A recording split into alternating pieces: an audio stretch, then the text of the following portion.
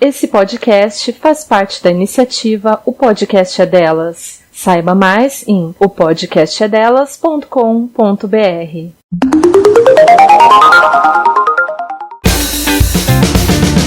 Esse podcast é apresentado por Toribá. Para outros programas, acesse toribacomunicação.com.br.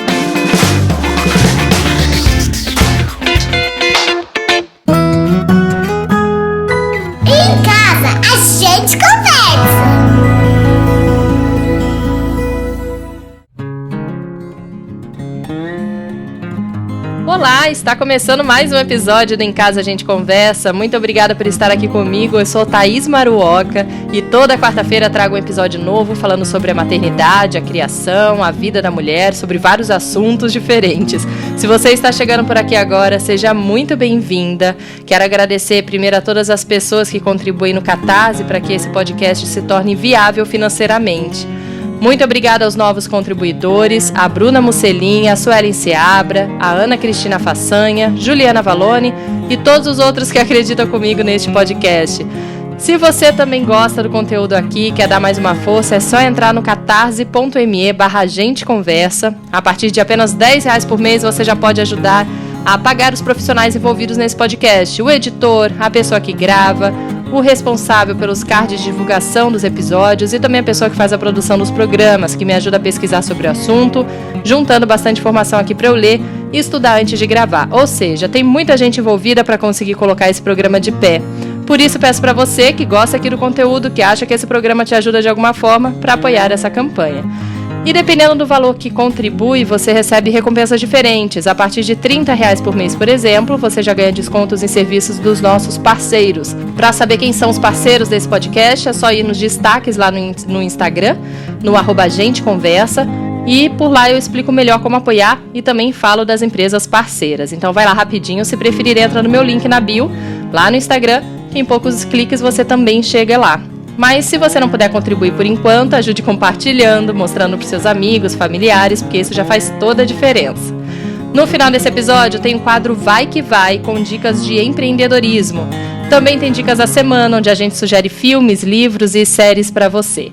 Se você ainda não segue o perfil lá no Instagram, é o @agenteconversa, e no Facebook está como Em Casa a Gente. Por lá eu compartilho muitas coisas além do conteúdo do podcast. Se quiser sugerir temas, enviar perguntas sobre o tema da semana, dar alguma ideia legal, mande mensagem lá nas redes sociais ou pelo Telegram também. No Telegram é só colocar lá na busca @agenteconversa, e se quiser enviar áudio, pode enviar também, que vai aparecer aqui em algum episódio. Vamos então para o assunto de hoje: ritmo e rotina. Qual a diferença entre os dois? Por que são tão importantes para as nossas crianças? Você já pensou que a natureza toda funciona em um ritmo? O dia e a noite, as estações do ano, a respiração em que o ar entra e sai, a vida e a morte, em tudo na vida existe uma alternância e o ritmo da vida é a mesma coisa. O ritmo existe a partir do momento em que há uma repetição, ou seja, acordar mais ou menos na mesma hora, tomar café da manhã, trocar de roupa, arrumar a cama sempre em uma ordem, traz segurança e calma para a criança, porque ela já sabe o que vem a seguir. E essa constância é fundamental. No caso das crianças pequenas, esse ritmo também traz saúde física e psíquica, além de combater a ansiedade. Por isso, quando a criança tem uma rotina, ela se mostra mais calma, mais colaborativa e com mais vontade de aprender. Olha só que interessante e que importante, né? Então, para falar sobre esse assunto, eu convidei aqui o pediatra antroposófico Edson Rosa. Seja bem-vindo, Edson!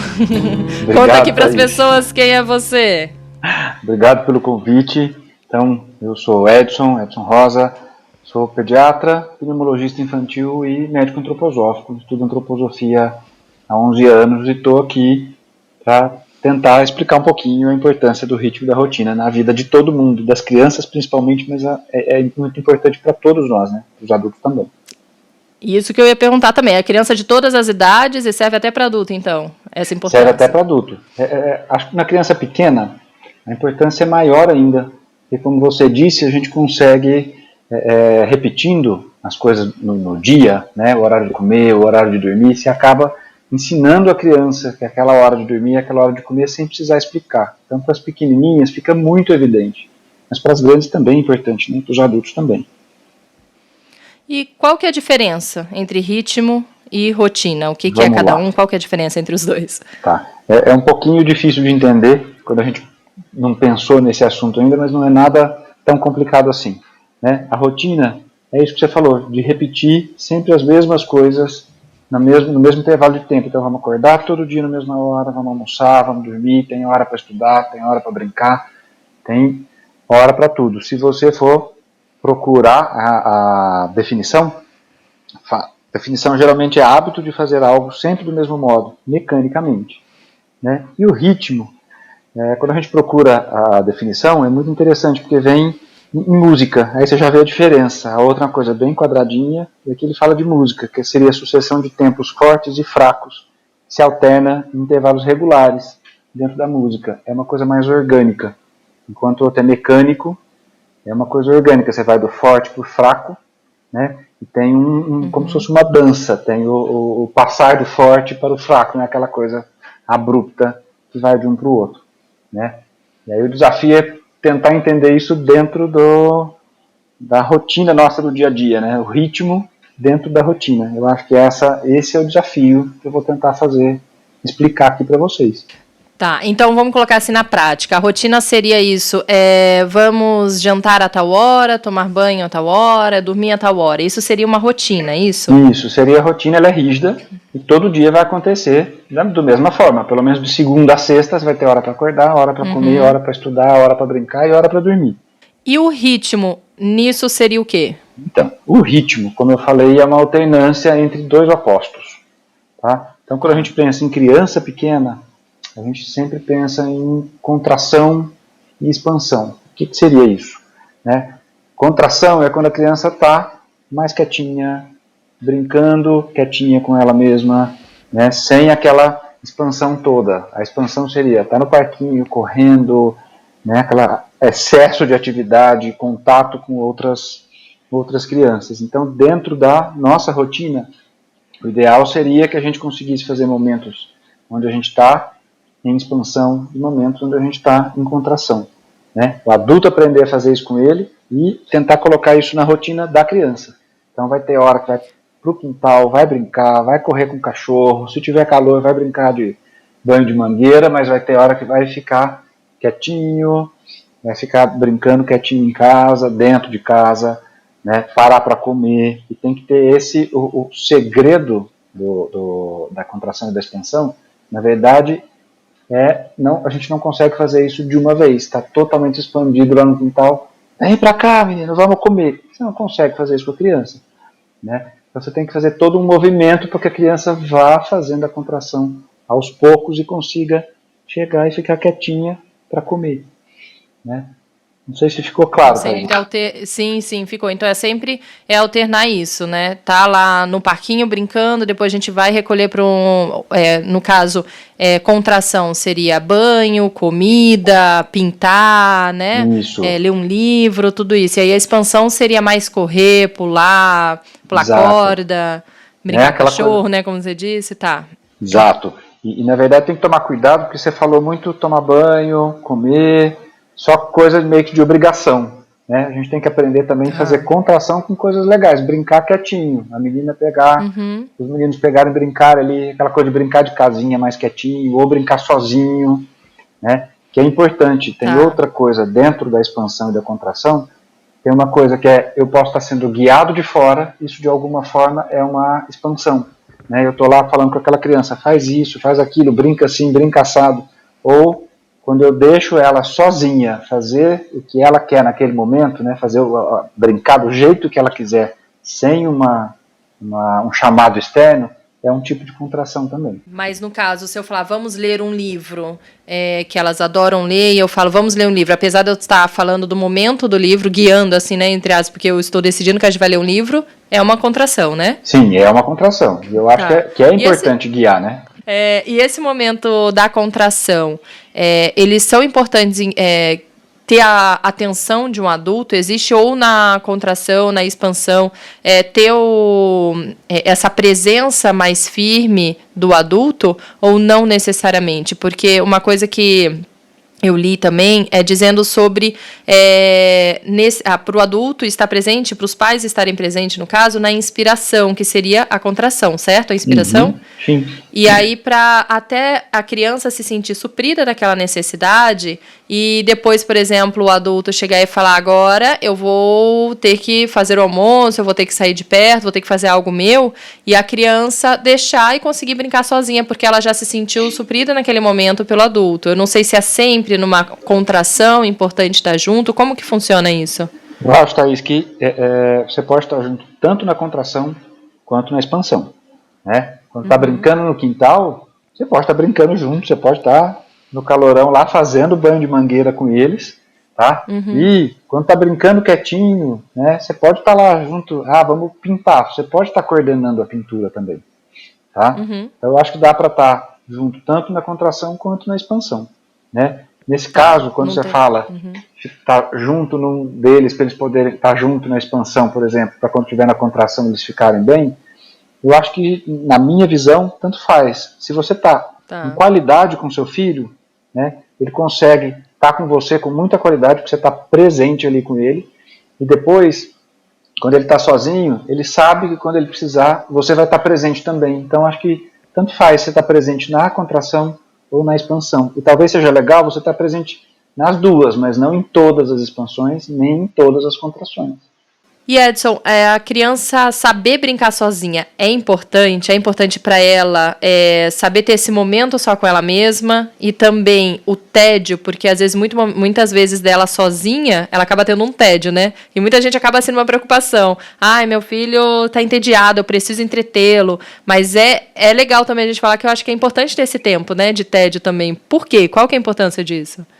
Eu acho super importante essa pergunta sua, Thaís. Quando a criança está brincando sozinha, ela está no momento de contração, ela só com ela, né? Isso é um tipo de contração. A partir do momento em que ela está com a mãe, que ela está com o pai, ela está em expansão o tempo todo. Isso é importante também, eu sozinho e eu com o outro, né? E a gente vive numa sociedade onde os pais não conseguem ficar o tempo inteiro. Essa criança, ninguém consegue ficar o tempo inteiro com o outro. Então, se ela aprende a brincar sozinha, né, na hora que precisar, ela está lá brincando sozinha, ela vai estar bem com isso. E a questão do tédio, eu acho o tédio interessantíssimo, porque o tédio pode ser muito criativo, né? A partir do momento em que os pais ficam tentando tirar o tédio das crianças, eles podem estar tirando a oportunidade da criança tirar alguma coisa do nada para poder brincar e para poder se divertir. Então, de alguma forma, quando os pais não deixam a criança até certo ponto ficar entediada, eles acabam quebrando a criatividade dessa criança, de alguma forma. Tá? Eu lembro da minha infância, eu lembro das brincadeiras mais interessantes, era quando eu, meus primos e meus irmãos, a gente estava no tédio.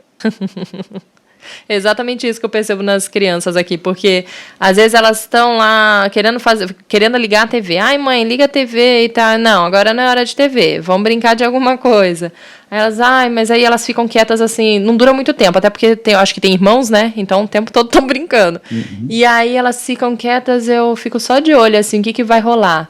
E surgem umas coisas tão legais que eu fico pensando às vezes, nossa, se tivesse ligado a TV ia estar sentada, parada, olhando uma tela, sem fazer nada. E começa a surgir tanta coisa diferente, criatividade com um brinquedo, o jeito que brinca, cada vez é diferente.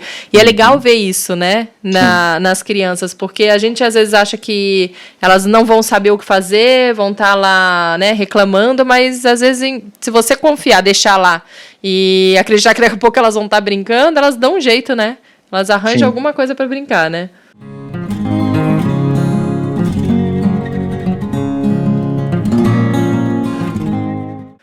E na quarentena, Edson, principalmente agora nessa fase, né? Porque a gente vê muitas famílias aí se descabelando de como fazer, o que fazer com as crianças dentro de casa nesse tempo e tal.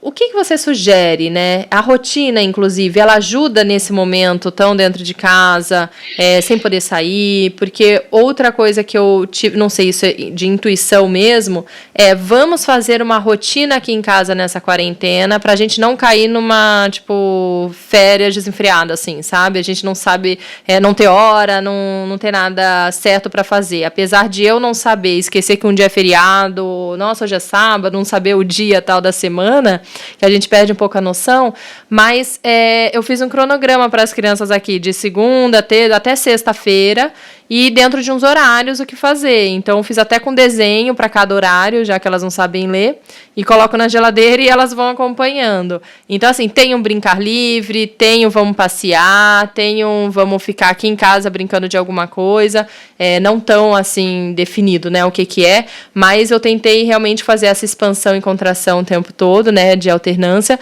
e porque o que eu estava falando da intuição de que vamos ter uma rotina para não cansar, porque eu acho que sem rotina vai acabar uma hora que elas vão falar, ai, eu não aguento mais, tipo, quero voltar para a escola, e aí eu tentei fazer uma rotininha meio que de escola, para elas se acostumarem. Então eu queria saber, assim, sua opinião sobre ter uma rotina até mais, assim, regrada durante essa quarentena que a gente não sabe quanto tempo pode durar. Se isso pode ajudar na ansiedade, enfim, ajudar nas crianças.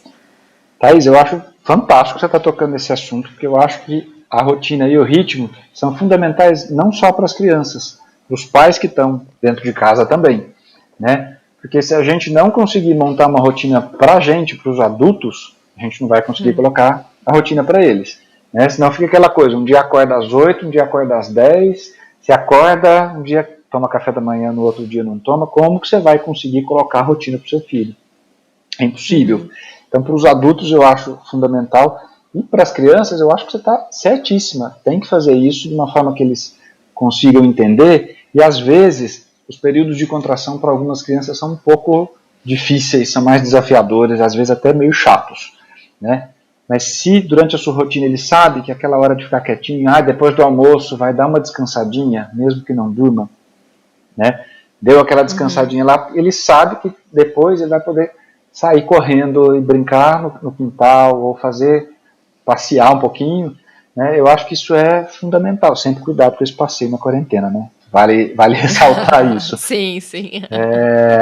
Mas assim, eu acho que é fundamental, porque as crianças, sabendo, mesmo que elas passem por um momento do dia que elas não gostem, né? Crianças maiores que estão fazendo tarefa de escola, às vezes é um desafio para os pais fazerem a criança cumprir com as tarefas da escola, mas se isso vira uma rotina dentro do dia, de tal hora é a hora de fazer a tarefa, vai sentar e vai fazer, porque depois você vai poder fazer o que você gosta, a criança consegue lidar melhor com isso, né? E fica, quando você sabe o que vem no seu dia, né, de manhã e a sequência toda que vem depois do almoço, à tarde, à noite, você consegue, todo mundo, os adultos e principalmente as crianças, quanto menor, mais isso faz sentido. Não faz muito sentido eu explicar para as crianças pequenas, depois do almoço você vai fazer tal coisa, mas se ele tem essa rotina já no dia a dia, a criança fica muito mais tranquila, né? Porque ela sabe, de uma forma menos racional do que a gente, o que vem depois. Ela consegue lidar melhor e a ansiedade diminui muito, né? Sim, eu acho legal aqui até eu lembrar que na minha primeira filha, eu não tinha muito disso de rotina, né, com a Maia, e de ritmo aqui em casa, até porque eu acreditava muito que ela não precisava, e minha mãe falava muito pra mim, né, a criança precisa ter rotina, porque isso traz segurança, e eu falo, mas mãe, ela nem percebe, a gente às vezes saía com ela, ia pra uma roda de samba, não tinha muito horário, assim, de almoço, e ela nunca foi de comer, assim, nunca reclamou de fome, por exemplo. Às vezes passava o horário do almoço e ela não reclamava, então acabávamos almoçando às 2 da tarde, ela também, ou, né, e ficava no sling, a gente saía, ela dormia no sling e tava tudo ok também, dormia tranquilamente, falava, nossa, ela não se incomoda com nada fora da rotina, então ela não precisa, né, e aí quando veio a Inaê, que daí eu percebi que ela precisava de mais de horários, né? Porque ela sentia muito sono no horário, sentia fome muito no horário. E eu falei, eu acho que com ela a gente precisa fazer uma rotina. E aí, quando a gente fez, Assim, a Maia mudou incrivelmente muitas coisas. Ela começou a dormir melhor, ela começou a comer melhor, porque ela começou a sentir fome quando passava do horário, ela começou a sentir sono se passava do horário de dormir, coisa que ela também não sentia. Não é que eu também ela dormia 10 horas da noite, outro dia 7, outro dia meia-noite, não. Mas eu mudava muito assim, o horário era entre 8 da noite e 9 e pouco que ela dormia, né? Não tinha um horário exato. E aí ela não sentia muito sono, chegava às 9h30 ainda não estava com sono, só que quando eu coloquei uma rotina, e foi bem rotina mesmo, assim, cravada. Então, foi, na verdade, quando a gente teve uma pessoa que me ajudou aqui muito em casa, a Carol, vou até agradecer aqui, Carol, publicamente, o tanto que ela nos ajudou nisso, porque ela falou, ela veio de uma escola Waldorf, ela trabalhava lá, né? Você já sabe essa história, né, Edson? Mas ela veio de uma escola Waldorf, então ela trouxe já, vamos colocar uma rede aqui no quarto, vamos ter um horáriozinho de descanso. Ela me falou muito dessa contração, expansão, e ela falou, olha, a gente vai colocar uma rotina, é melhor para as crianças. Então, tá, mas é muito difícil você conseguir colocar uma rotina depois que você já tá, quando você ainda não está acostumado, né? Para você conseguir realmente, nossa, vamos colocar. Eu precisei, por exemplo, da ajuda dela, e ser uma coisa muito assim, olha, 5h30 hora de jantar. Muitas vezes eu tava 5h30 na rua, 5h30, vou visitar minha mãe, vamos no parque, vamos para uma praça às 5 horas, então voltava só às 6. Então, foi assim, 5h30 eu tenho que estar em casa. E aí sempre foi, então, 5h30 janta, 6h30 ia pro banho, e aí 7 horas, 7h15 estava na cama para dormir. E até hoje, faz já 1 ano e meio, 2 anos, é assim, mas precisou, assim, 1 mês, exatamente assim, para conseguir entrar, né, na rotina. E, assim, as crianças entrarem, foi o que eu demorava, às vezes, entrava no quarto e demorava, às vezes, 1 hora para fazer dormir. Hoje em dia, normalmente, quando a gente está na rotina certinha, eu entro no quarto e demora no máximo 15 minutos, né? É ruim, assim, entre aspas, que se a gente tem algum evento, alguma coisa, passa do horário, elas estão, assim, acabadas, precisam dormir, tem aquele horário. Mas também foi bom até pra gente, pensando no lado do adulto, que a gente consegue se organizar muito mais. Eu sei que a partir das 7h30 da noite, inclusive, eu tenho um tempo livre também pra mim, então foi bom nisso. E aí eu queria saber, assim, né, de você, dicas, talvez, como a pessoa consegue colocar uma rotina, assim, né? Você tem que realmente ser bem rigoroso no começo, depois pode afrouxar um pouco ali, aqui, ser mais flexível, mas no começo tem que ser realmente bem rigoroso. E por quanto tempo para realmente a rotina entrar aí na vida da criança? Algumas dicas, assim, para quem quiser colocar rotina. Tá. Eu acho super importante isso que você está falando, Thaís, porque para a criança, quando você coloca horário para as coisas, a vida da criança melhora e de quem está cuidando também, né? Só para tentar trazer um pouquinho, eu gosto de tentar trazer para o adulto entender a importância de ter a rotina, né? Se a gente almoça todo dia no mesmo horário, vai chegando aquele horário a gente tem fome, né?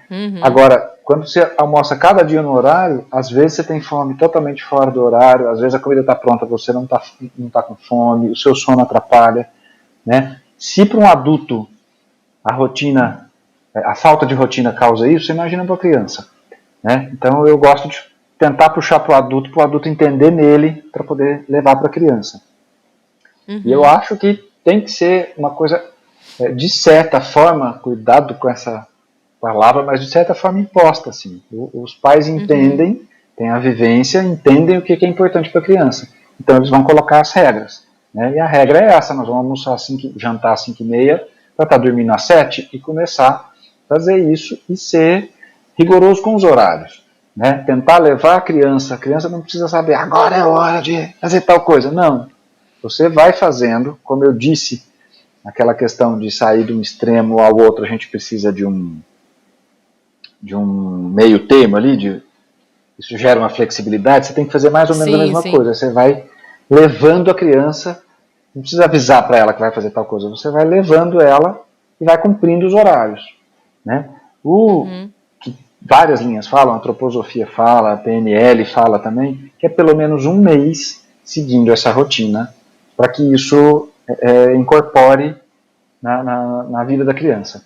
Depois que você fez 1 mês isso, pode ser que quando você esteja querendo sair, a própria criança vai te mostrar, porque deu 5h30, você esqueceu da janta, ela vai começar a te pedir porque está com fome, né? E aquilo que você falou, você atrasa um pouquinho a hora de dormir, a criança está capotando, porque já sabe, é uma forma, é muito interessante, porque é um jeito de saber a coisa muito além do que o intelectual que nós adultos temos, né? Então acho que é importantíssimo repetir, tem que ser por pelo menos um mês, e tem que ser rigoroso sim no começo. Aí tá a chance, né? De quarentena, não pode mesmo sair de casa, vai ter que estar em casa o dia inteiro, aproveitar para tentar colocar essa rotina, né?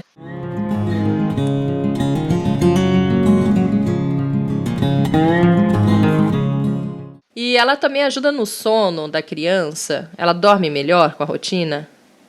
Thaís, essa pergunta é difícil, porque normalmente sim. Tá? A gente tem que excluir crianças que têm algum problema. Tem algumas crianças que têm algum problema e não dormem por isso. Né? Quando está nascendo dente, tem criança que tem refluxo. Aí, tanto faz colocar a rotina ou não, porque o problema é que está atrapalhando. Mas para uma criança que não tem nenhum problema de saúde, nenhum problema físico, né, a rotina com certeza faz a criança dormir melhor. Tá? É a mesma coisa que eu falei da comida. Você vai tendo fome na hora que você está acostumado a comer, você vai tendo sono na hora que você está acostumado a dormir. E que é importante, principalmente, quanto menor a criança, mais importante isso, aquele ritualzinho do sono, que todo mundo já deve ter ouvido falar, mas é super importante o ritual do sono. Um exemplo, jantou, brincou de alguma coisa quietinho ali só para poder descer a comida, aí deita na cama, lê uma história, faz uma oração e vamos dormir. E sempre é legal ir fazendo na mesma sequência, porque a criança já vai entendendo e vai começando a relaxar e dorme muito melhor. E essa rotina ela é boa assim até com bebês pequenininhos? A partir de quantos meses já é boa? É desde que ele nasce? Thaís, normalmente eu peço para começar a pensar nisso em tantos 3 meses de vida. Né? Porque aí a gente entra em outro conceito que não estava aqui, mas vamos falar, que é da esterogestação. Seria os 3 meses de gestação fora do útero, onde a criança funciona de uma forma muito diferente, funciona muito parecido com uma criança que ainda está dentro da barriga mesmo, que precisa de muito acolhimento e que ainda não tem tanto contato com o mundo externo. Né? A partir dos 3 meses você percebe que a criança já está mais ativa, já melhorou esse contato, e aí já faz diferença você fazer esse esquema com a criança a partir dos 3 meses também. Legal. E por que a parte da manhã ela é mais importante para a criança, assim, em questão de a criança estar mais ativa, produz, né, entre aspas, mais? Por que é melhor para a saúde dela a parte da manhã? Né? Por que é melhor para ela acordar cedo e dormir cedo do que acordar tarde e dormir tarde? Por que é melhor frequentar a escola de manhã? Qual que é a ligação É por conta do sol mesmo? É bem a ligação com a natureza? Como que é isso?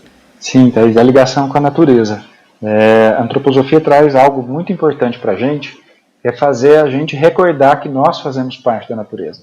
Né? Como a gente se desenvolveu muito, de alguma forma a gente acha que a gente está descolado dessa natureza, porque a gente liga a luz e fica até 3, 4 horas da manhã assistindo qualquer coisa, trabalhando, e a gente esquece que para a nossa saúde, é interessante a gente continuar conectado a esses ritmos. Né? E a criança, como não teve essa vivência toda do adulto, ela está muito conectada com os ritmos da natureza. Então, o ideal é escureceu, a criança está indo para a cama, e clareou, a criança acorda. Né?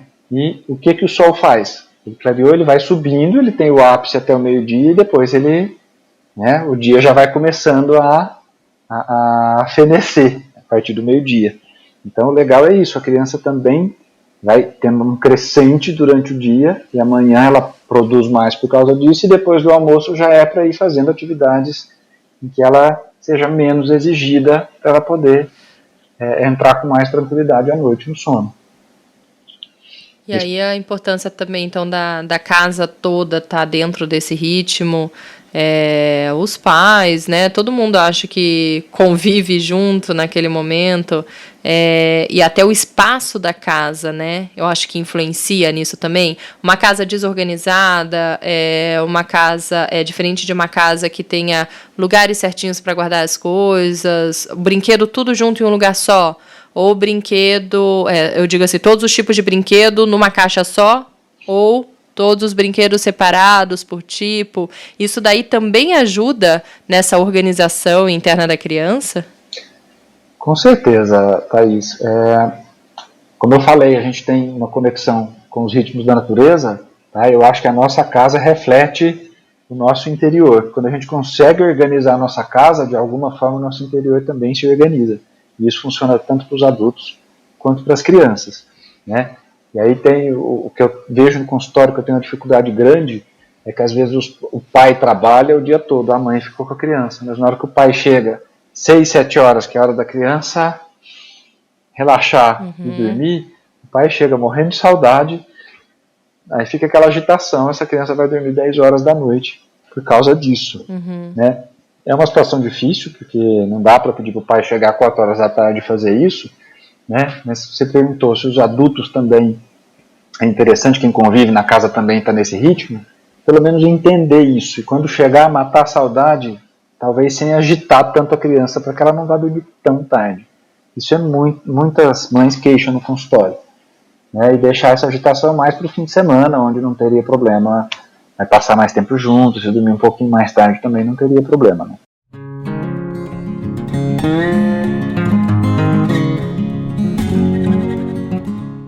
Eu pensei em falar uma coisa que é bem da antroposofia, né?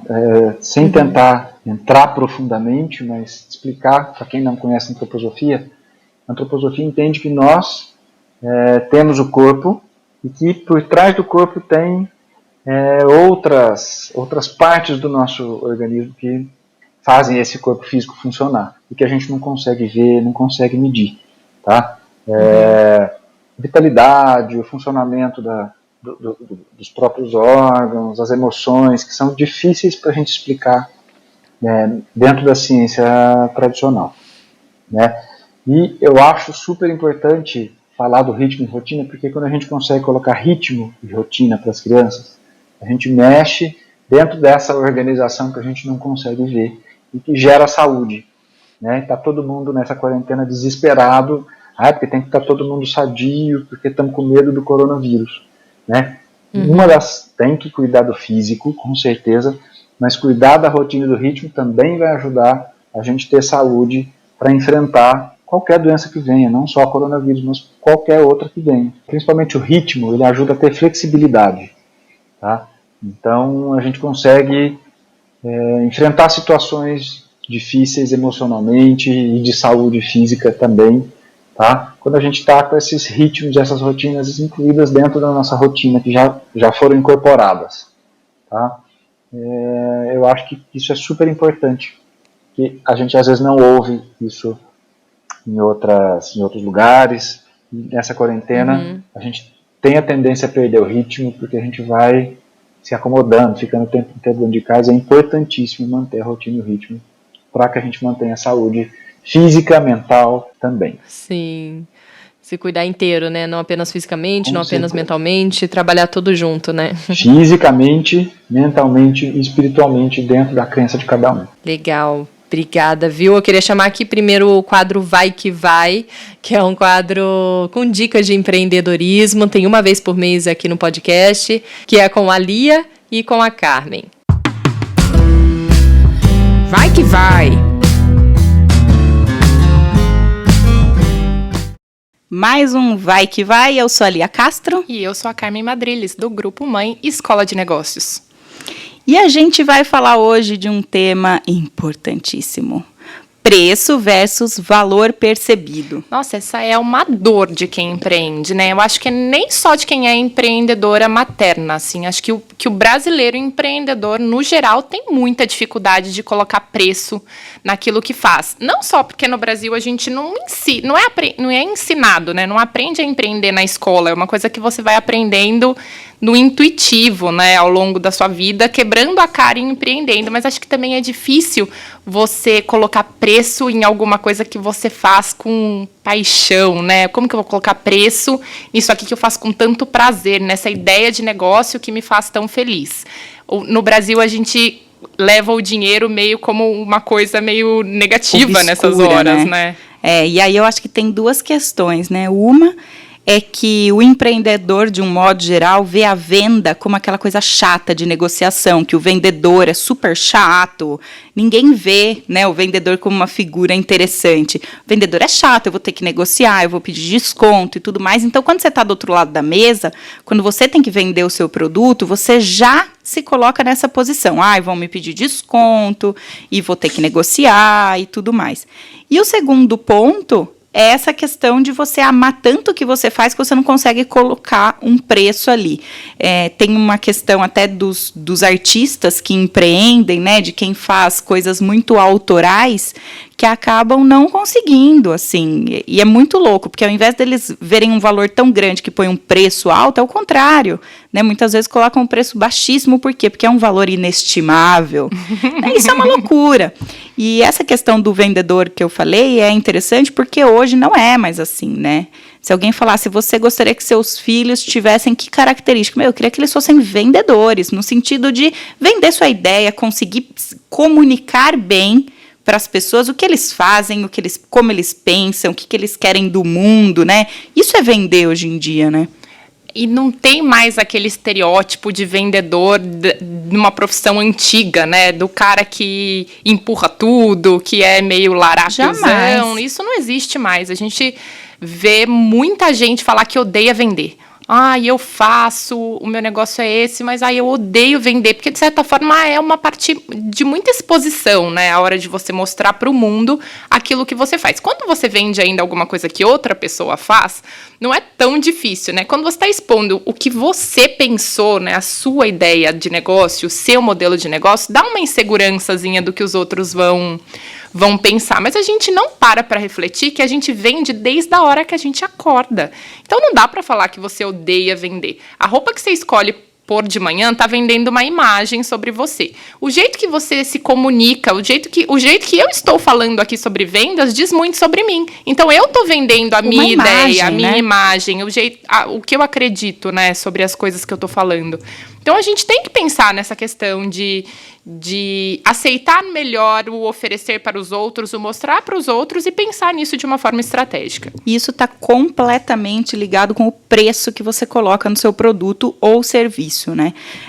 A gente ouve demais mães empreendedoras falando, não aguento mais, que não param de me pedir desconto.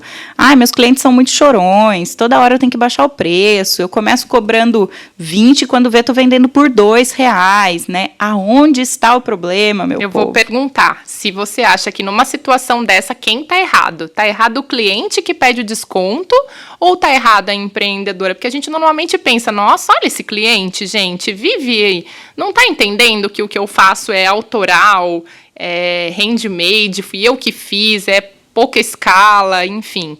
E a gente costuma botar a culpa no cliente, né? Quando, na verdade, desculpa, mas a culpa é sua, Sim. Empreendedora. É sua, que está falando com a pessoa errada, que precificou errado, o público não é aquele que vai ver valor no seu produto, tem uma infinidade de questões. Tem um erro grande aí, que a gente precisa encontrar qual é o motivo. Se o seu público não vê valor naquilo que você produz, e ele de fato quer pagar mais barato do que você cobra, ou enfim, quer diminuir a sua proposta, então tá errado. Ou você tá oferecendo para o público errado, ou você tá comunicando de uma forma errada. Ele não tá vendo valor naquilo que você oferece. Não pelo menos o valor que você enxerga. E aí tem uma grande diferença, né? Quando a gente fala de precificação, uma grande diferença entre preço e valor percebido, né? Normalmente, né, ou melhor, antigamente, a gente precificava vendo o custo dos seus insumos, custo de mão de obra e colocando ali uma porcentagem de lucro, né? Então, por exemplo, se para fazer uma caneta eu gasto R$10 com o material mais R$10 da minha mão de obra e quero um lucro de mais R$10, essa caneta custa R$30. Hoje em dia, justamente por toda essa questão da venda que a gente falou, as pessoas consomem de forma diferente, elas consomem pertencimento, elas consomem status, elas consomem lifestyle, elas não consomem o produto caneta. E aí a gente precisa entender que hoje o preço não dá mais para ser feito dessa forma. A gente precisa falar de valor. Então, qual é o valor que o seu público está vendo neste produto? Eu vou dar um exemplo que eu adoro quando a gente está falando de preço e de valor percebido, de proposta de valor. Pensa num cafezinho. Pensa no cafezinho que você toma na padaria da esquina da sua casa. Pensa primeiro no que você compra do mercado. Quanto custa uma xícara daquele cafezinho? Quanto custa o cafezinho que você toma no copo americano na padaria da esquina da sua casa? E quanto custa, por exemplo, o café que você toma no Starbucks? Eu tenho certeza que a gente está saindo de um universo de centavos para um café que custa R$15. E o que muda? É café, tem uma variação ali de tipo de café, de processamento, enfim, mas essa evolução dos valores passa por proposta de valor. O que você sente quando você vai consumir o café de uma cafeteria que tem ali toda uma tribo, todo um ambiente? Você vai no Starbucks comprar um café porque você quer ter a sensação de tomar o café do Starbucks, você não quer ter a sensação de tomar o café da sua casa. Então, como que a gente cria isso para o nosso negócio? E isso agrega valor de dinheiro e de experiência. O valor é aquilo que o dinheiro não compra, né? A hora que eu sento na cadeira do Starbucks para abrir o meu laptop e trabalhar à tarde, eu não estou pagando por aquilo. Aquilo é um valor que eu recebo de estar ali. Então, o preço vem muito diferente da experiência da pessoa ao fazer uso daquele serviço, ao consumir aquele produto, enfim. E aí você deve estar pensando, meu Deus, gente, como é que eu faço isso, então? Como é que eu defino qual é o valor do meu produto? Uma forma muito simples é o seguinte: você descreve o seu produto ou o seu serviço com o máximo de detalhes possíveis e apresenta essa descrição para 20 pessoas que sejam do seu público-alvo. Não vale marido, mãe, tia, amiga que não faz parte do seu público-alvo. Então, pessoas específicas que fazem parte do seu público-alvo. E fala o quanto você pagaria por isso. Essas pessoas vão falar um valor X, você vai pegar esses 20 valores, vai tirar o mais baixo e vai tirar o mais alto, vai somar os outros e dividir, vai chegar numa média de valores. Esse é o valor que a pessoa percebe daquele produto, que o seu público-alvo pagaria pelo seu produto. Normalmente não fica muito longe um valor do outro, e você logo vai perceber o quanto as pessoas pagariam pelo seu produto e vai ter ali um preço baseado em valor percebido. Se o valor percebido for mais baixo do que o jeito antigo de precificar, vamos tentar entender aonde que está esse problema, mas normalmente não fica, não. E aí a gente vai entender mais a sua proposta de valor. Você vai tentar entender como você vai melhorar a sua proposta de valor para que aquele preço cresça junto com o valor percebido. É isso, já dá para pôr a mão na massa. Até a próxima. Tchau, tchau.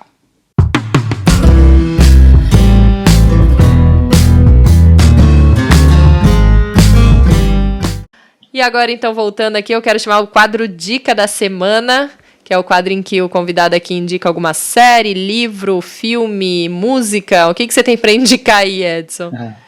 Pessoal, eu acho que para a gente sair um pouquinho desse peso do momento que a gente está vivendo, de quarentena, que só se fala em coronavírus e doença, assistir aquela série do Netflix, Anne com E, N with E. É bem leve, bem tocante, vale a pena assistir. Legal, já ouvi falar, mas nunca assisti. Vou colocar na lista aí também. Eu tô a louca das séries agora, tô até ficando meio antissocial nessa época, depois que as crianças dormem, vou direto pra série. O Otávio comentou, você tá meio antissocial, né, ultimamente, que eu tava lá na série As Telefonistas, não sei se você já assistiu, mas agora acabei e eu tô órfã de série, então vou anotar essa daí como dica. E eu queria agradecer aqui aos parceiros lá aqui do Em Casa a Gente Conversa, que são os parceiros que dão desconto para as pessoas aí que contribuem com Catarse, que contribuem aqui com esse podcast, que é o Ateliê Serenando, de marcenaria e decoração, a Trama Livre, que é de panos de pratos representativos, a Egli Prema, que vende colar de âmbar e atendimento terapêutico também, a Instinto Fotografia e Filme, que faz ensaios e eventos, a Good Acessórios, que vende colares mordedores, Nino e Bela, de moda infantil, Helena Coloma, de maquiagem, curso de automaquiagem, Teta Healing, com Raquel Ribeiro e Eliel Paiva, eles também atendem online, a Muriqui, moda infantil, e a Nelly, de sobrancelha, massagem e depilação. Queria agradecer esses parceiros que acreditam junto aqui nesse projeto e agradecer a você, Edson, por ter topado conversar com a gente aqui sobre esse assunto. Eu gostei muito, te admiro muito, sempre aprendo muito conversando com você. Queria agradecer ter topado participar aqui. Que bom, Thaís. Eu que agradeço o convite e estou à disposição quando você quiser precisar conversar comigo de novo. Olha que eu chamo mesmo. Pode chamar. Vários assuntos bons pela frente ainda. Obrigada, Edson. A gente se vê então. E obrigada a você que está nos ouvindo. A gente se encontra semana que vem de novo então. Toda quarta-feira com episódio novo aqui no ar. Obrigada e até lá. Tchau, tchau.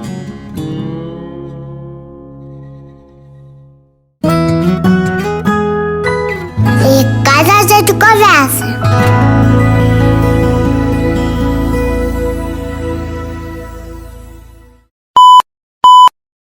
Você ouviu um programa participante da rede Podcast é Delas, uma iniciativa que fornece toda a infraestrutura necessária para mulheres hospedarem e publicarem os seus podcasts. Para fazer parte, entre em contato conosco através do site opodcastadelas.com.br ou através das nossas redes sociais, como @opodcastadelas.